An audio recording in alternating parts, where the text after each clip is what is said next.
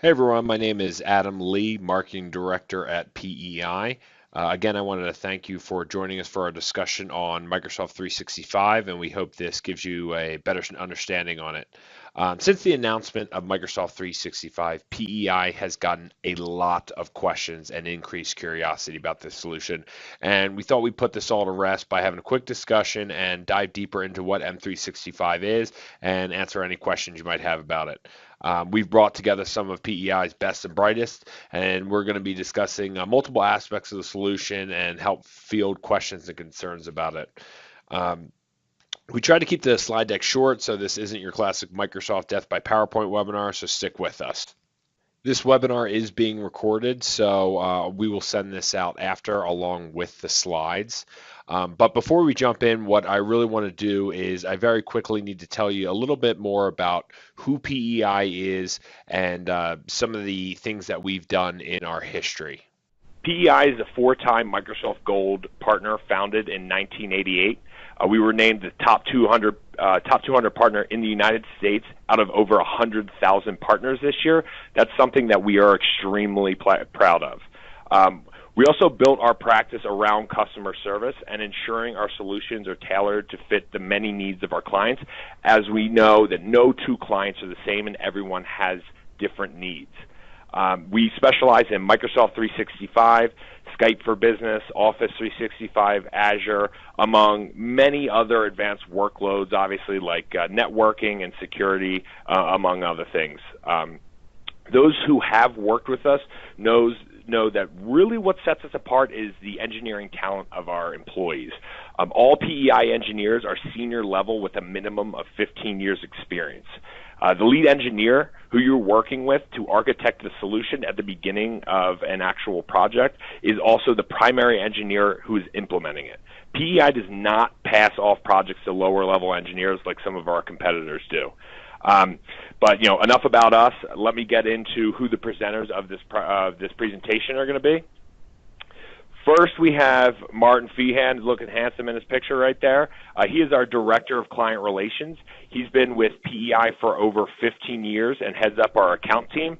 Next, we have Jacob Beeker, PEI's VP of Engineering and Microsoft P Seller. I know it's a horrible acronym. Microsoft makes it up, not us.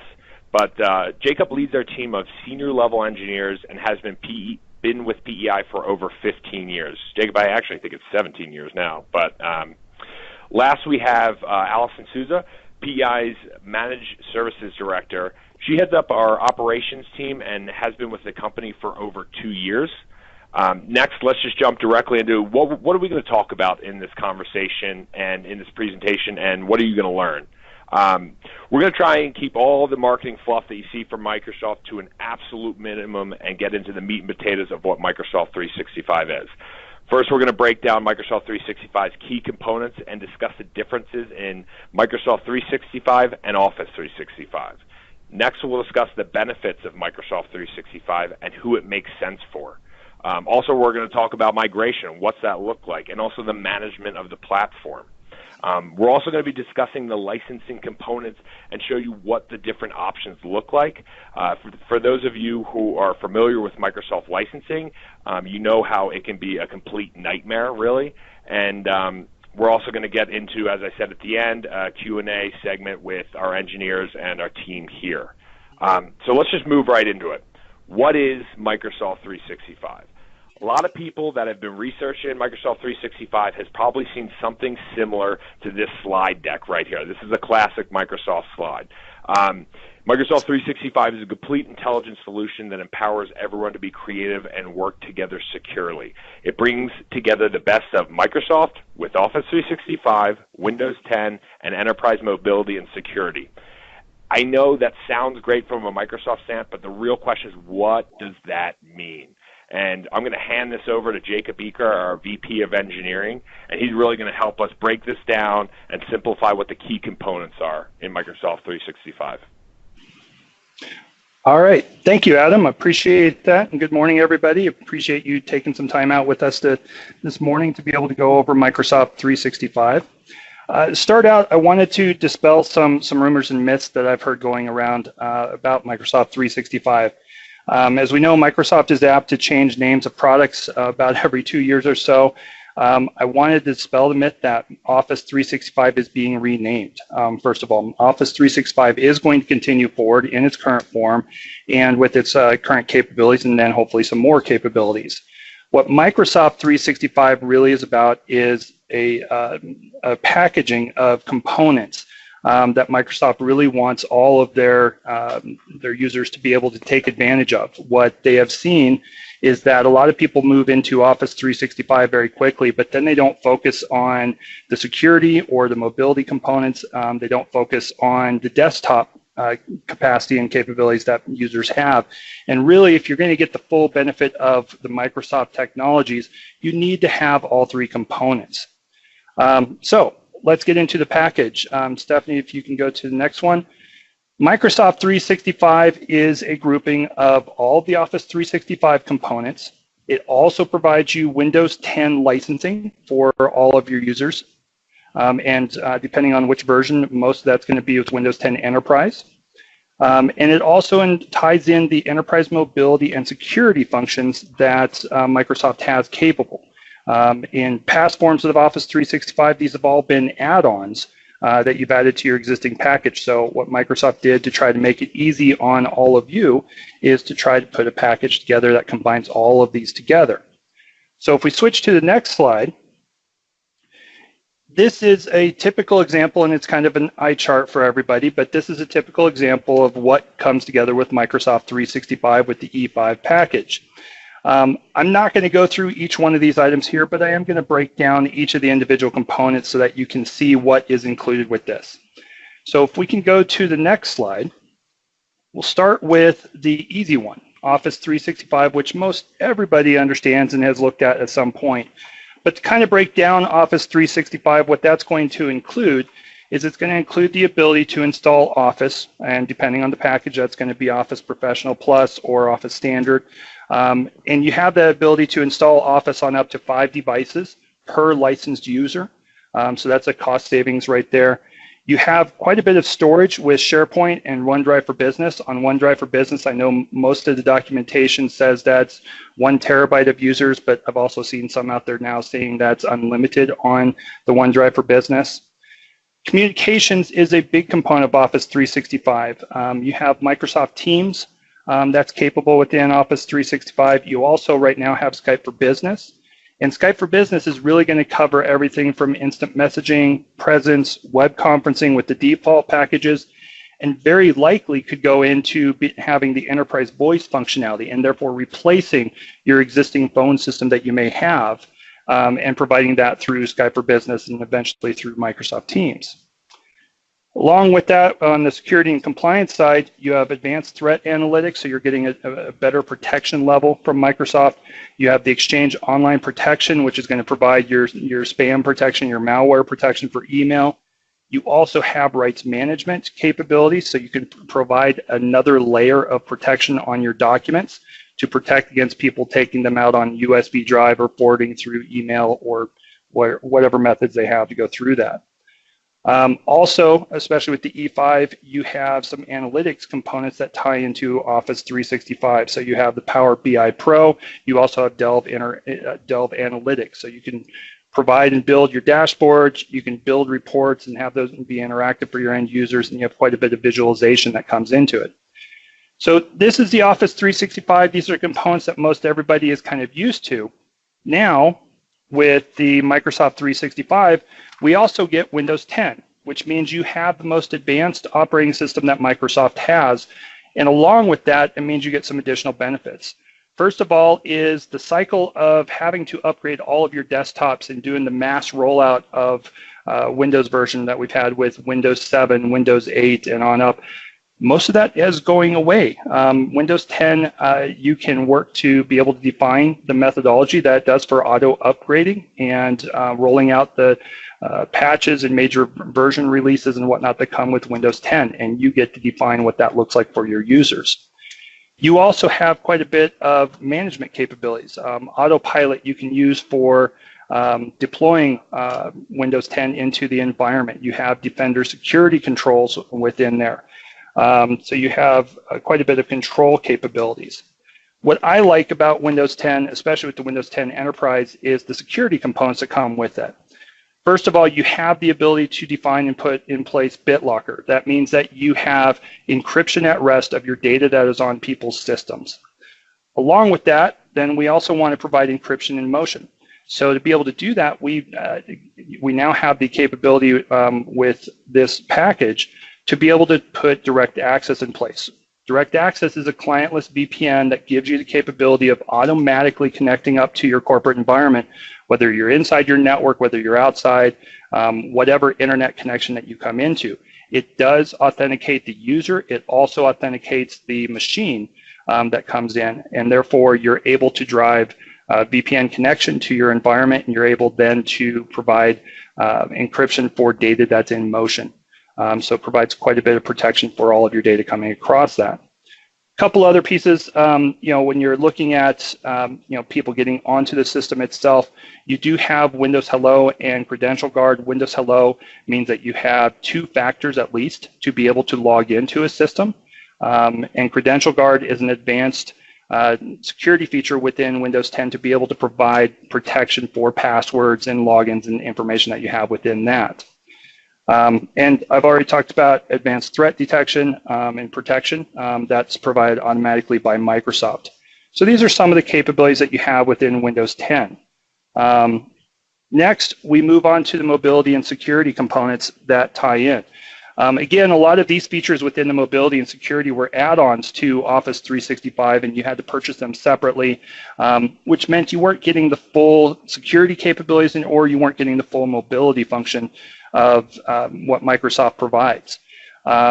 First of all, with EMS in place, it means that you have one pane of glass to be able to manage your devices and manage your users. So you can look holistically at your environment and be able to provide protection with that.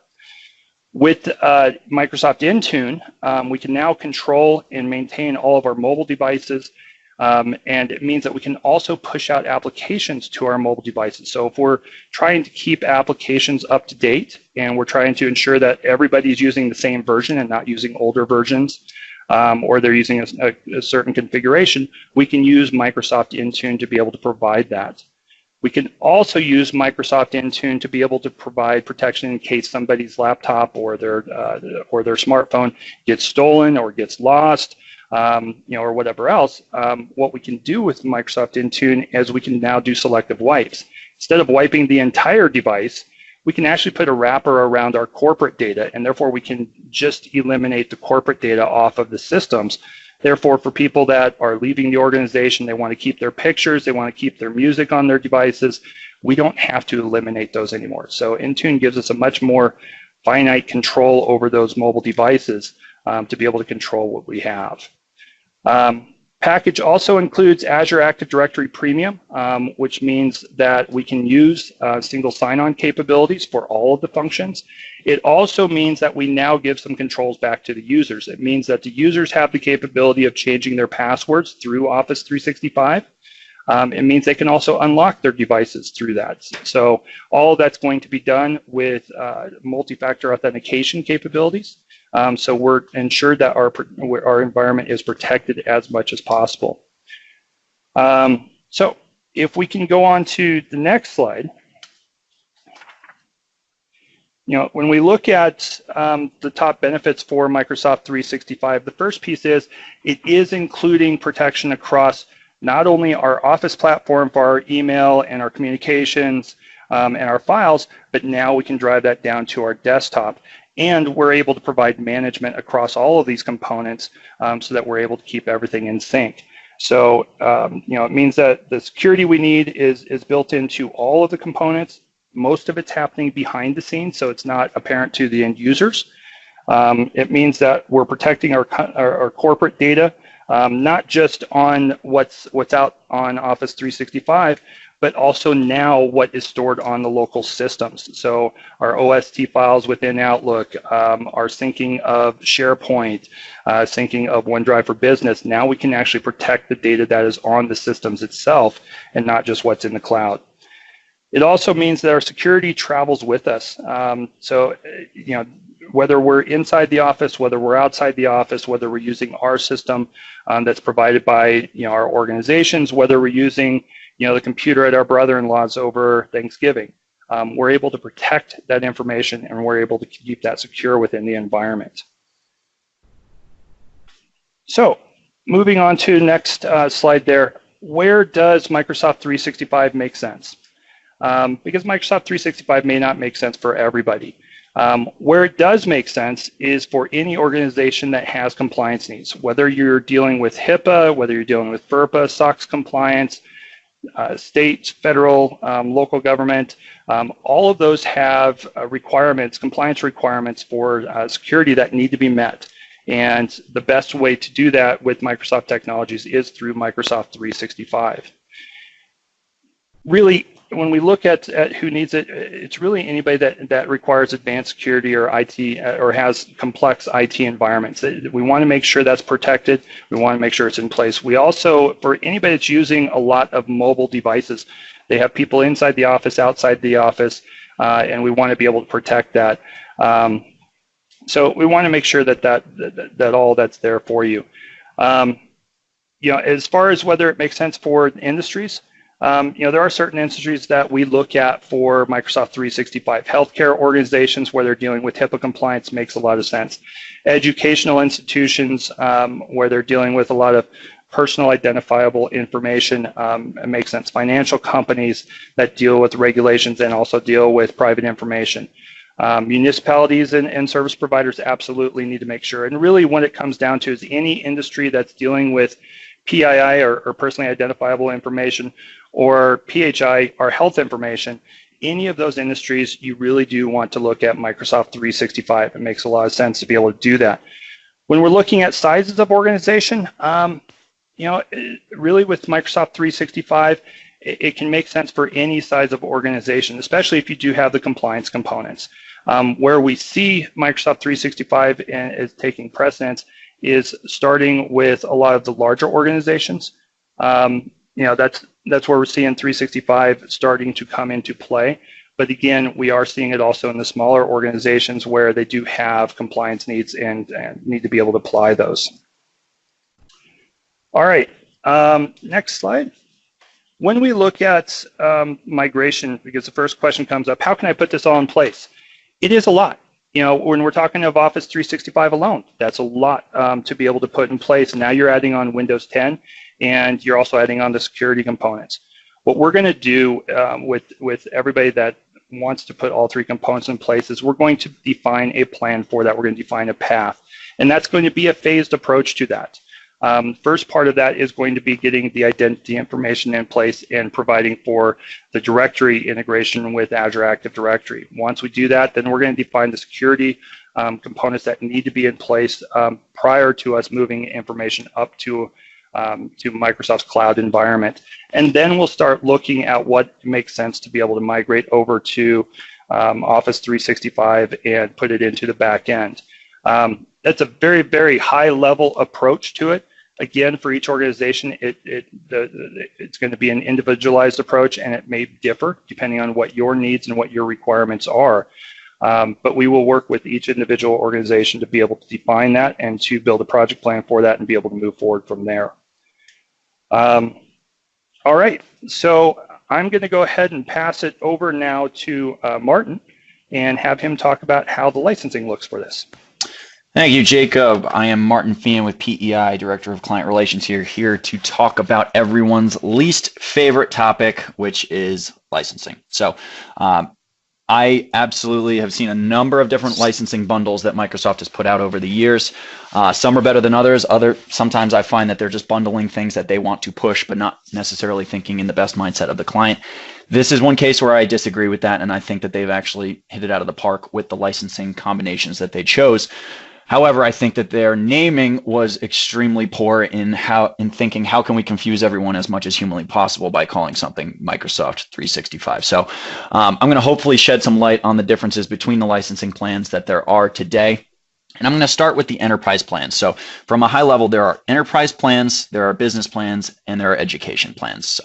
What we're looking from a price standpoint today, I'm showing everything in MSRP through the cloud solution provider program. Now, keep in mind, if you are an organization about 250 employees or above, there are different licensing mechanisms, meaning there's enterprise agreements and MPSA agreements that may affect the per user price, but for budgeting purposes, this is what we're going to be working off of for the CSP program. So as Jacob mentioned, we're looking at a combination of Office 365, Windows 10, and EMS, or Enterprise Mobility plus Security. So I'm going to drill into what is in the E3 plan and then build upwards to the E5 plan. So as Jacob mentioned, we're looking at the full downloads of Office. So that's 5 downloads on PC, 5 downloads on mobile devices, and 5 tablets for full Office 2016 Pro Plus.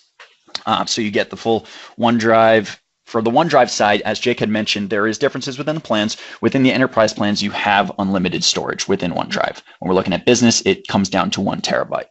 As on the Skype for Business and Team side, we could spend an hour going into the Microsoft roadmap on that, so I'm not going to drill too deep into that. But you do have within Office 365 E3, you have the ability to do the instant message presence and web calling and conferencing. Once we get to PSTN, that's where we're looking in the E5 realm. On the security and compliance side, that goes into data loss prevention, which sets up security and protocols to ensure that company data is not lost. And that's not just across Exchange Online, that goes across SharePoint Online, OneDrive for Business, and etc. When we look at the Windows 10 Enterprise E3, so I'm going to start with what is included in Professional, that anyone that buys a PC today with Windows 10 installed will get BitLocker, so the ability to encrypt your drive, information protection, the ability to make sure that corporate data is protected and in case of an attack. Device Guard, that changes the approach for the operating system to now only trust apps approved by the enterprise as opposed to only apps that the organization blocks. So it takes a different approach. When we have data protection, you get a more basic level of the rights management solution. Additional workloads can be in the higher level plans to expand that, but that comes with the Pro. And then Autopilot, so the ability to set up, pre-configure new devices and reset, repurpose, recover devices that, let's say an employee left the organization, we need to reuse that device. So does have some streamlining there that it comes inherently within Windows 10, and then Windows Defender Antivirus. So came out in Windows 8, now we're looking at a more robust solution with Defender. And that comes right out of the box. When we look at the Enterprise E3 for Windows 10, there is some additional solutions. Like Jake had mentioned before, you get direct access. So that clientless VPN solution that is desirable customer experience, that one is a big thing that's in there that is not in the Windows 10 Pro plan. Credential Guard, that takes a different approach. Jake outlined it earlier, but it's a security feature that works to protect your domain credentials rather than your local accounts. When we're looking at more single sign-on is a desirable solution for organizations today, it allows for a bit easier of pass-the-hash style attacks. Credential Guard helps to protect better and stop those attacks in real time. App Locker is the ability to revoke access to different applications on as many devices as administrators want, which for an organization that has a very mobile workforce and may have a number of personal devices and end user devices that are deployed, that becomes more and more important. And then the Windows Defender security controls, that goes into just providing some insight that users and administrators can look at. When we get towards the Enterprise E3 and above for the security features, now we're looking at stuff that you might not be used to for an organization that hasn't had the security needs up to now, but with the bundling may make sense.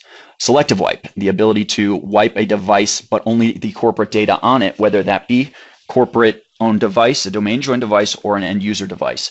That's where we're also getting into Microsoft Intune for mobile device management. Certain organizations may already have a robust MDM solution or never have had the need up until now, but as more and more users and end up accessing corporate data on a personal device, it becomes essential for leadership to make sure that that device is not walking out the door with that end user. When we're looking at Azure AD Premium P1, there's going to be a difference between the E5 and the E1 or the E3 plan.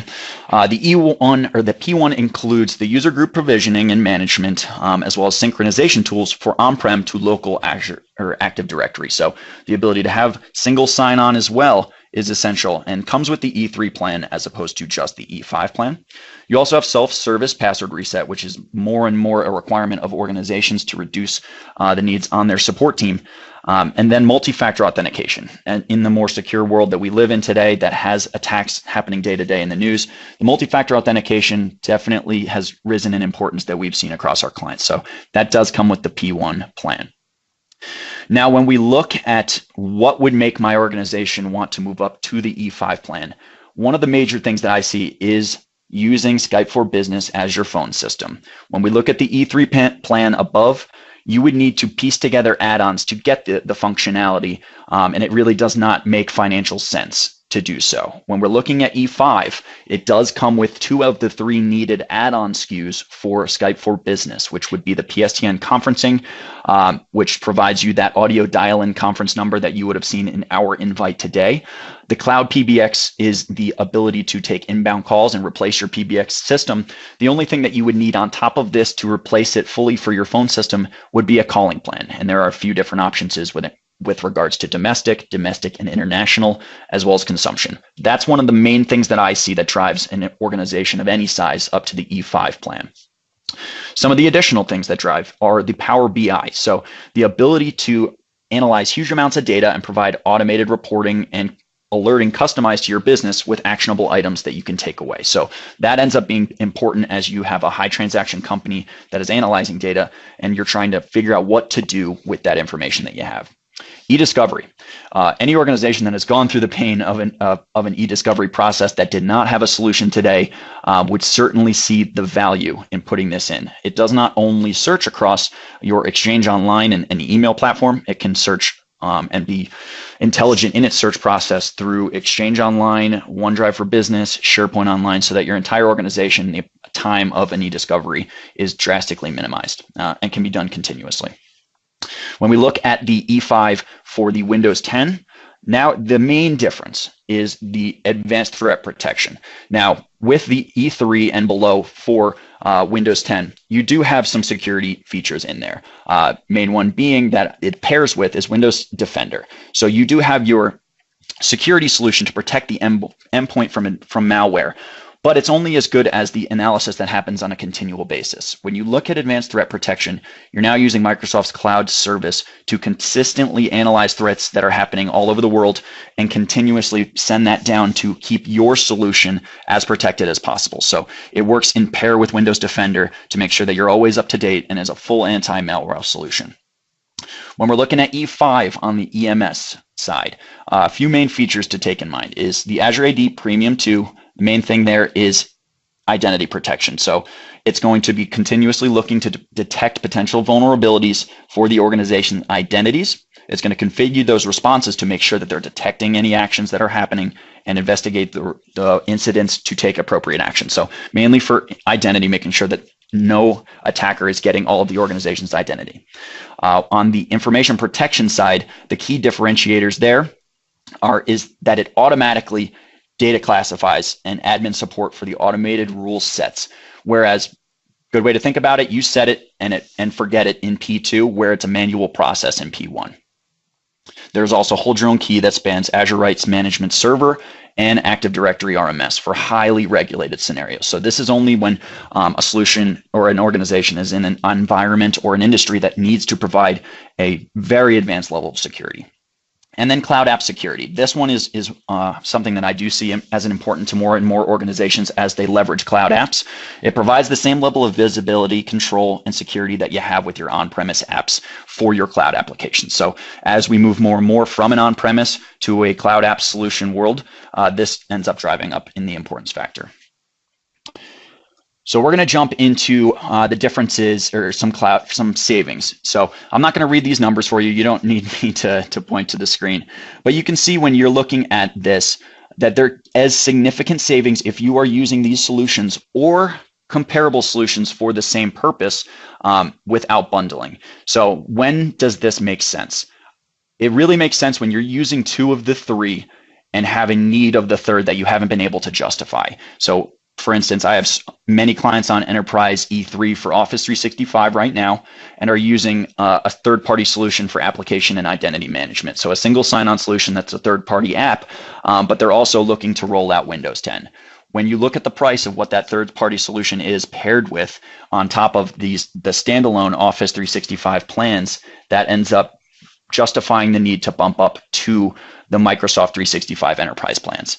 On the voice side, that is the biggest reason that I see today for a company that's geographically disparate or looking to have a more remote workforce or mobile workforce. When you're trying to use a centralized integrated solution like Microsoft Office 365 with Skype for Business for Enterprise Voice, the ability to have the security features and analytics going in the background as well, paired with your voice needs, your email needs, your file storage needs, your collaboration needs, this is when that integrated experience makes sense. And the financial savings, if you are doing this today with separate solutions, that's when it becomes essential to take a look and do the financial analysis, because you may end up getting a lot more and saving money in the process when you do look at the bundling mechanism. So I'm going to do a quick high-level overview of what the differences are between the business and education plans. So people that today, when does it make sense for businesses? So on the business side, the cap amount, the total amount of users that you are able to have on Microsoft 365 Business in an organization is 300 users. One good thing to note is if you have different user groups, that certain people have different security needs, different level of voice needs, you can mix and match enterprise plans with business plans. There just cannot be more than 300 business plans within an organization. So just wanted to keep that in mind because the price difference is significant. They understand, Microsoft certainly understands that. And really this plan makes sense for organizations that do have technology needs that are a small to mid-sized business that would not have a robust IT team that can perform all these functions in the background. Things that are difference between the plans: unlimited exchange, you have a smaller mailbox size within the business plans. Similar to the OneDrive, you only have a 1 terabyte file store for OneDrive for Business as opposed to OneDrive for Business within the enterprise versus business plans. The conferencing, here's another thing to keep in mind. While I did say earlier you can do add-on licenses if you needed to go with the Enterprise E3 to get the calling functionality, you cannot do the add-ons for Skype for Business on top of a Microsoft 365 business plan. So should voice come into play or conferencing, that's going to drive you up towards the enterprise plans. When we look at the Windows 10, it does not come with the Enterprise E3 version. It comes with the Windows 10 Pro. So Credential Guard being one of the main things. This usually is not strong enough of a reason to drive people down, but the direct access side does. So if you're looking at that single sign-on and experience as well as the clientless VPN, this might be driving you up towards the Enterprise E3 plan as a base plan. The applications, the EMS, some of that comes down to the management, the server side. So the Intune, being able to have the mobile device management is not included within the business plan, as well as the advanced threat analytics. So the full solution for anti-malware and threat protection, cloud app security, and the Azure Premium services. So a few of those, the higher security and features that are with the enterprise plans, do not come with the business plans. The education side. So this is an entirely different world altogether, but from the planned side, it is a very similar experience from a feature comparison when you look at A3 and E3. A couple of the differences.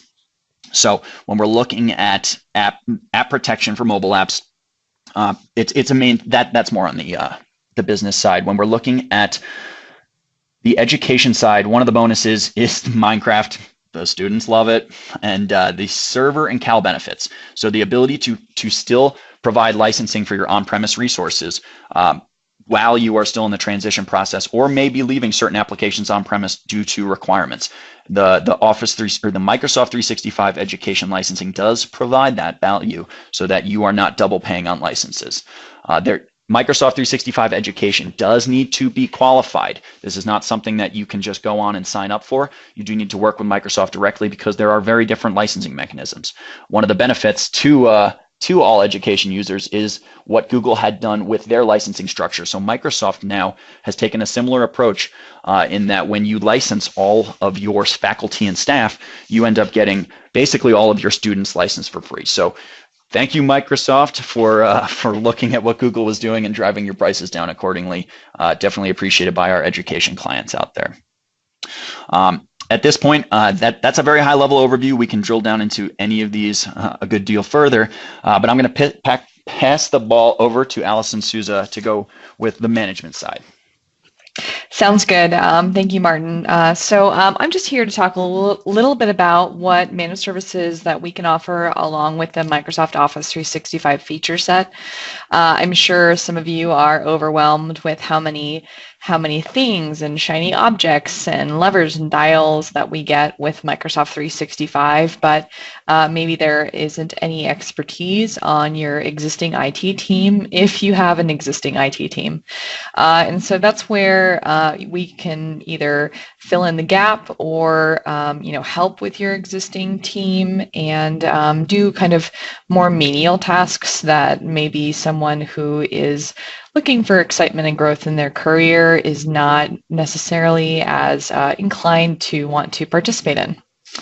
And really, Office 365, there's very little management. We see on average people, they onboard new employees, they offboard employees who are leaving for whatever reason.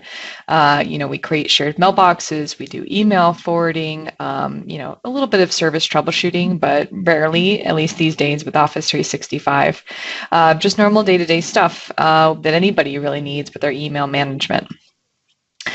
With Windows 10, we tend to see that most organizations don't have a robust or formal imaging and deployment system. So that's where we can work with you to manage and get a consistent deployment of Windows 10 across your organization. That includes BitLocker, which is so important for encrypting your hard drives. We've had clients where someone walked into their office and just took a desktop and walked out with it, or took a laptop and walked out, or left a laptop, in a rental car and never saw it again. BitLocker is really important to make sure that if any of that happens, at least the data that's on that hard drive is encrypted and nobody can get to it. Similarly, direct access allows us to, do that secure VPN, so you can securely work with information that is within the intellectual property of your organization. So not only do we work to make sure that those things are deployed and running and supported in your organization, but if you have PIN access with BitLocker, somebody forgets their PIN, they need to call and get it reset. Those are simple, easy things that we're happy to provide if it's not within the wheelhouse of your current IT infrastructure or organization or plan.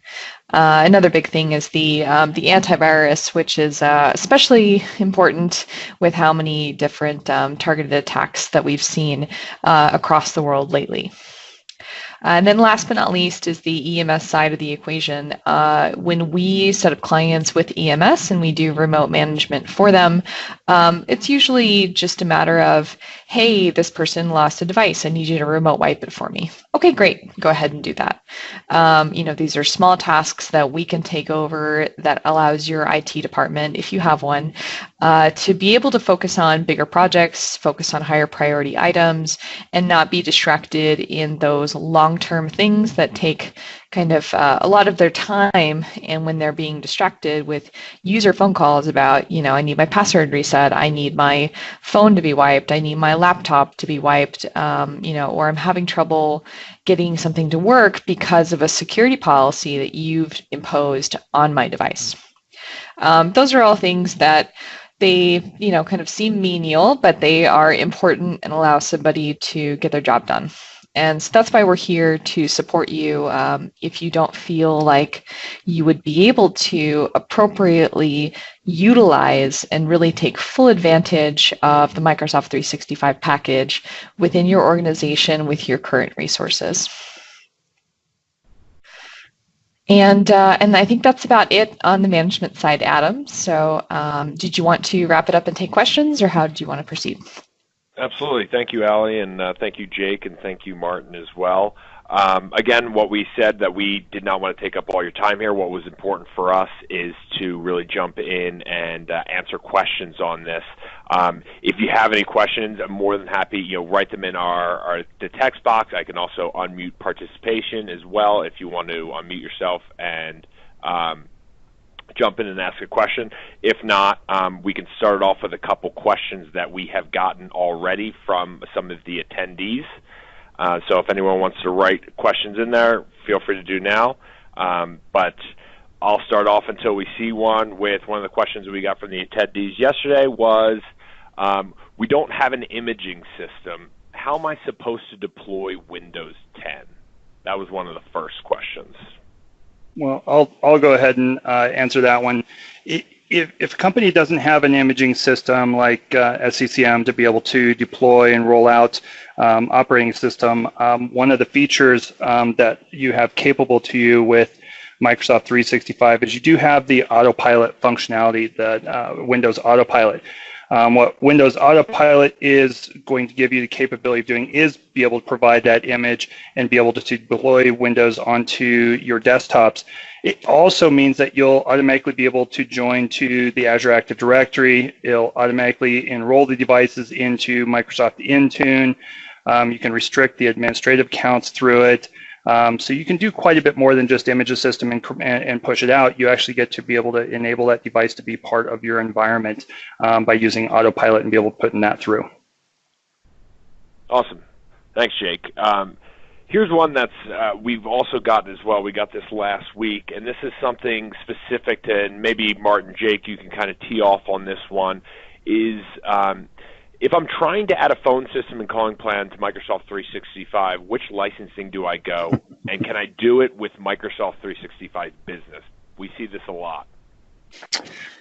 Sure, I'll take that.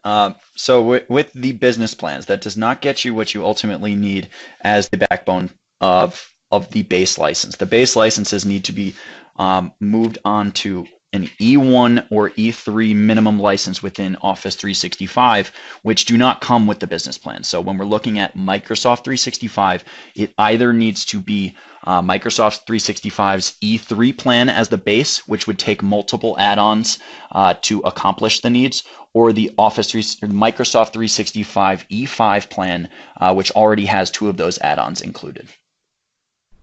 Awesome. Thank you, Martin. I see a question here from Terry, and it is, with Microsoft E3, can I install Windows 10 on a blank hard drive? You can. It does provide you the licensing to be able to provide and install Windows onto a blank system and be able to build it up from there. Thank you, Jake. Here's one from Jason. Let's say you have 200 users on E1 and you want to upgrade to E3 or E5. Can you do it gradually, or is it all or nothing? You absolutely can do it gradually. The licensing for enterprise plans specifically it is completely up to you. You can mix and match users across all enterprise plans. You can also mix whether you want to keep users on an Office 365 plan while having another subset of your users on a Microsoft 365 plan. So you can certainly gradually move and assign licenses and upgrade licenses from an E1 to an E3 to an E5. As well as move down. So unless you're in a licensing agreement like an enterprise agreement or an MPSA that has contractual obligations to keep licensing at a certain level, you do have the freedom to make those changes as the organization needs, and that's on a monthly basis. Perfect. Thank you, Martin. And one from Terry is, where do I get the licenses key for the Windows 10 install? Jake, that one might be for you. License keys, one, you can do it through the Office 365 portal. There's a license key or product code that you tie in with your Office 365, and therefore you can get the keys from there to be able to do so. You can also contact Microsoft directly if you don't want to do it through the portal to be able to get those keys. Thank you, Jake. For right now, that's what I see for some of the questions. Is there anything else that that anyone on the line would like to ask?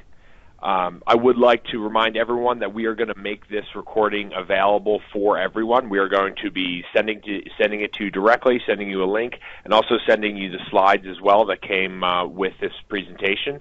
If there's nothing else, I wanted to thank everyone again for joining PEI to learn more about Microsoft 365. Obviously, you can reach out to us directly, info@pei.com. Check out our website at www.pei.com as well to learn more, and we're more than happy to sit down with you to discuss information and deployment, and really just if you have any questions more specific to your own environment about Microsoft 365.